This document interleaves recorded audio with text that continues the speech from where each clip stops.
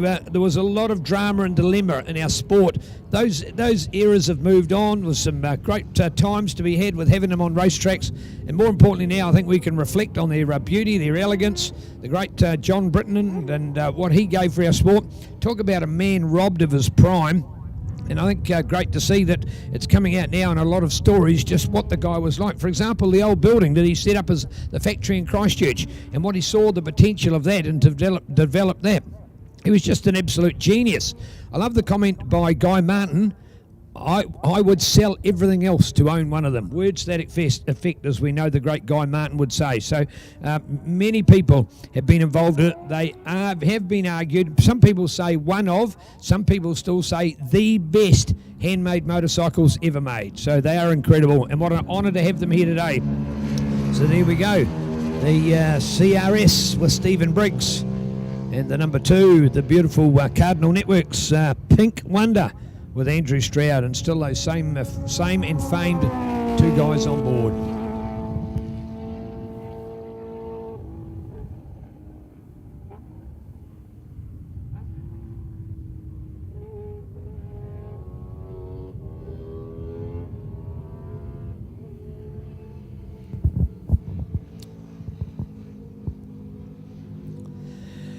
Well, I certainly think that we've got a very fine relevance between the Britain motorcycle and the event that we're here to celebrate, the BurtMunro Challenge. First of all, these bikes were built in New Zealand. Not that a 1920 Indian Scout was built in New Zealand, but hell, there wasn't much left of us. A 1920 Indian Scout that wasn't touched or modified or re-engineered, of course, as we know, with the engines and the significant parts of it, that they were all done in a similar way. So I think there's a lot in common between a John Britton and a Burt Munro and what they've had to the sport. And although he joined me earlier through racing, it's now perhaps while it's quieter, I've got a great opportunity to talk to John Munro here. And first of all, John, seeing the Britain motorcycles and what this event celebrates for your dad, do you share those thoughts with regards to, hey, there's a lot in common? Dad would be pretty pleased with these kind of bikes being built here, wouldn't he? I'm sure he would. I think Britain and Dad were very similar sort of people. They had a can-do attitude. If it can be done, I'm going to do it. And I think John Britton was very like Dad. Where if someone said to him it can't be done, well, that was absolutely the red rag to the bull. Yeah. All right, I'm sure as an interest in motorcycle sport that you've followed the exploits of these riders and these kind of bikes. Certainly they've done a huge amount for the face of New Zealand motorcycling. Oh, absolutely. The whole event and the people that come to it is making the sport more and more, I guess, visible to the public.